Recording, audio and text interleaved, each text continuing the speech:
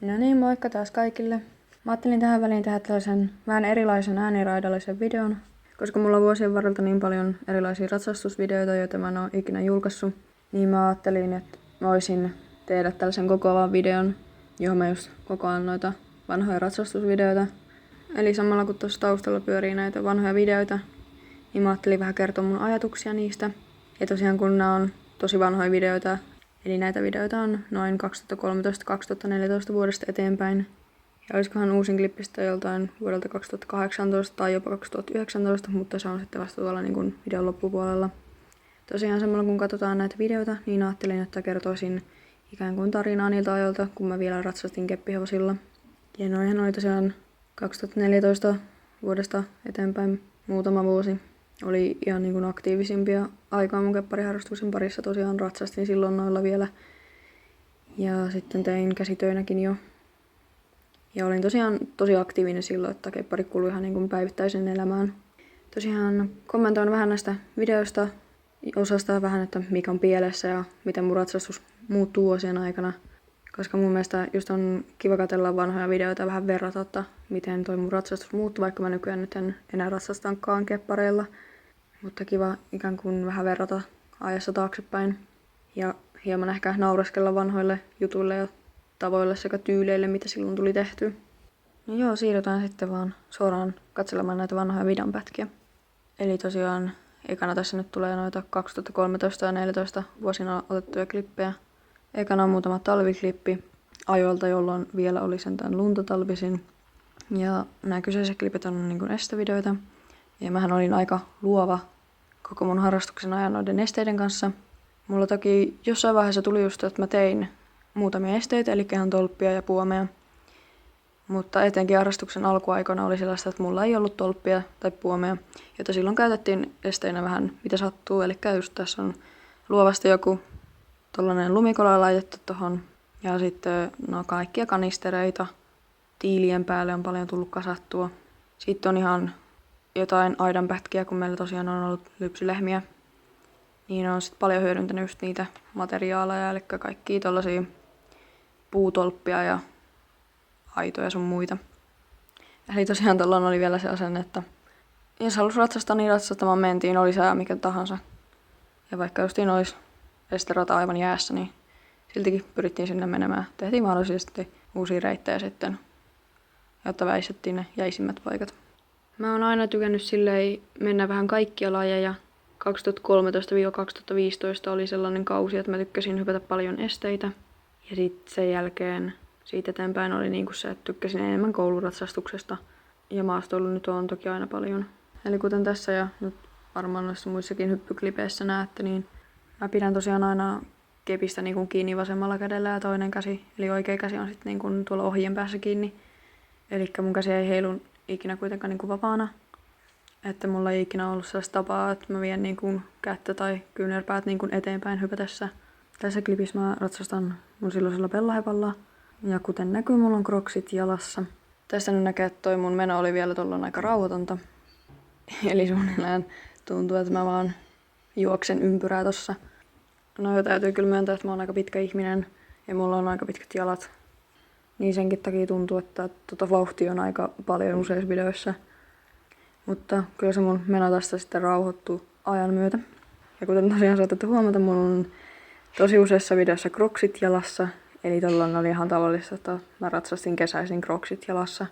Ja kroksithan on oikeastaan huonoimmat kengät, millä sä voit niin kun urheilla tai just ratsastaa keppihevosilla. Ja mä saan kyllä kokea sen ihan itsekin. Eli ihan ei tue millään tavalla ja multa justin useista kroksista puuttuu remmit, että ne suunnilleen hyvä, että pysyy jalassa. Ja mä oon kertonutkin tän yhdellä videolla, eli pahimmat epäonnistumiset keppihevosilla Storytime-videolla.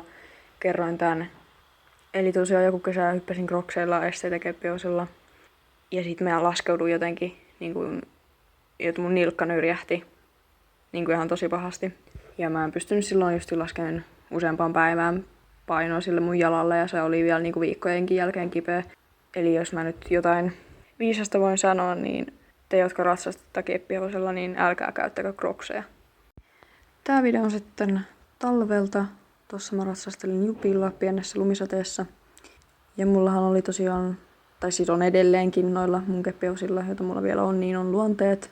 Mutta toki tuolloin, kun mä ratsastelin vähän aktiivisemmin ja oli vielä niin kuin nuorempi, jolloin mielikuvitusta riitti niin kuin jään toteuttamaankin niiden hevosten luonteita. Eli jos oli pelokas, niin sitten ratsastaessa myös toin sitä luonnetta esille. Eli hevonen saattoi säikkyä maastossa ja silleen. Ja sitten tässä videolla nyt näkyy parin kertaan vähän jupiluonnetta. Eli se oli tosi nuori tollon ja vähän tällainen energinen virkeä. Niin tässä nyt pukitellaan ja muutenkin vähän vikuroidaan. Ja itselle ainakin justiin jos toi niitä luonteita esiin ratsastaessa, niin se tuo ikään kuin sellaista niin kuin monipuolisuutta. Ja olihan se nyt välillä ihan hauskaakin. Ja kyllä varmaan vieläkin, jos mä nyt jostain syystä lähtisin kepparilla ratsastaan, niin voi olla, että vieläkin tulisi tavallaan luonnostaan se, että tuo niitä hevosen luonteita pikkasen esiin. Jottei se ole vaan sellaista manuaalista keppikoipien välissä juoksemista. No, näissä seuraavissa klipeissä sitten taas näette mun luovuutta. Eli käisteet on rakenneltu ties mistä renkaista. Ja sitten tuossa kesävideossa näette vähän myöhemmin, että siellä on 2 polkutraktoria yhdistetty esteeksi. Ja vaikka mitä. Usein justiin se esteratojen rakentaminen, niin se oli itsessään sellainen oma kiva vaihe. Tuolloin oli vielä ihan hirveästi intoa ja tästä rakenneltiin kaiken näköisiä ratoja tehtiin.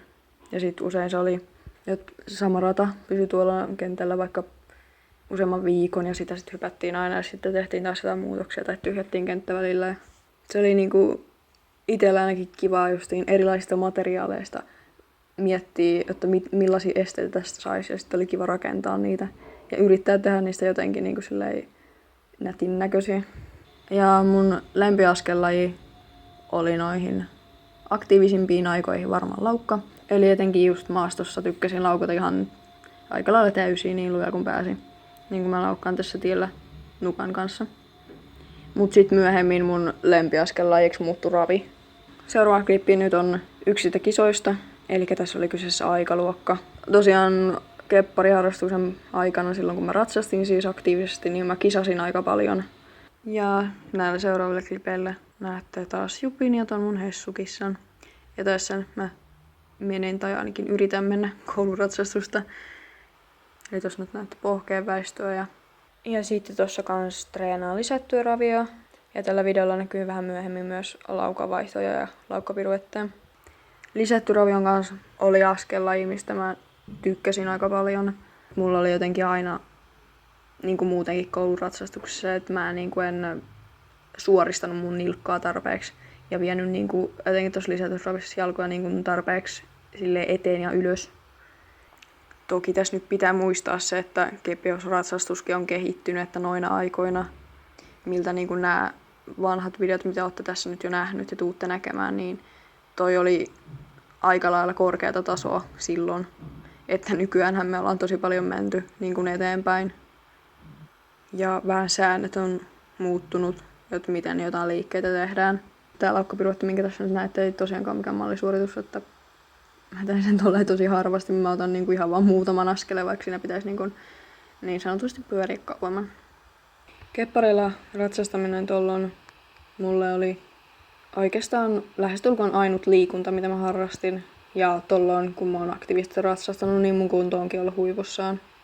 Eli ei tuottanut mitään ongelmia juosta useampaa kilometriä peräkkäin tai hypätä jotain 100 senttimetrin rataa. Niille, jotka sanoo, että keppiosharrastus ei ole niin kuin kunnon liikuntaa tai urheilua, niin voin sanoa, että kyllä se on. Eli keppareilla ratsastaminen on ihan niin helppoa tai ihan niin rankkaa kuin mitä sä siitä itse teet. Se, että jos ajatellaan, että sä teet vaikka jonkun tunnin estetreenin, jossa vaikka aloitat matalimmista esteistä, mutta loppukorkeus olisi vaikka jotain 80-90 sentin rataa hyppäät, niin itse mulla aika vähille jäi niin kuin kaikki välikäynnit sen verran, että jos hengästyi, niin ehti hengitys tasaantumaan ja sitten taas hypättiin rataa useamman kerran. Mutta sitten vuosien myötä, mitä tuo ratsastus mulla väheni, niin se muuttui sellaiseksi rauhallisemmaksi ja en tehnyt niin rankkoja treenejä. Ja kyllä sen ihan siinä huomasi sitten, että ponnistusvoima väheni jaloista. Silloin aktiivisimpina aikoina mun esteennätys keppiosen kanssa on sen 130 senttiä. Mutta mä en oo sen jälkeen ikinä sitä uudestaan niin kuin päässyt myöhemmin, muuta kuin siinä yhtenä kesänä. Yksi talvi mä sit kyllä pääsin sen 120 senttiä, kun treenas pari päivää. Mutta niin kuin vaikka se mun esteennätys on se 130 senttiä nimellisesti, niin mitä nyt nykypäivänä pääsin niin pienellä treenillä, kyllä se 100 senttiä menee. Ja toki nyt treenaamalla tietysti pienellä treenillä pääsisi varmaan korkeampaakin hypättyä. 2019 taisin 115 senttiä päästä.